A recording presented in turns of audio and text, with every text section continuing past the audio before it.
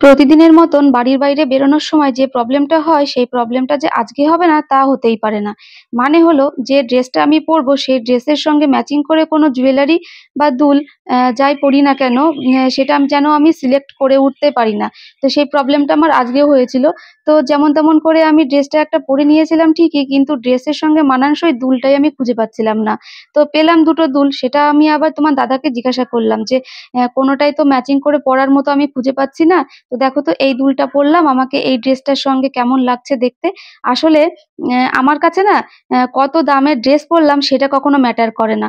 আর যেটা ম্যাটার করে সেটা হলো ফাইনালি আমাকে দেখতে কেমন লাগছে। তো আমি দুটো অপশন রেখেছিলাম, দুটো দুল দোকানে পরে আমি দেখছিলাম যে আমাকে কেমন লাগছে দেখতে। তো প্রথমেই তোমার দাদা বললো যে না, এই দুলটাই ভালো লাগছে প্রথমে যেটা পরেছিলে। তো সেটাই আমি পরেছিলাম, ফাইনালি আমার লুকটা ছিল এরকম। তোমরাও আমাকে কমেন্ট করে একটু জানিও তো যে আমাকে কেমন লাগছে দুলটা পরে।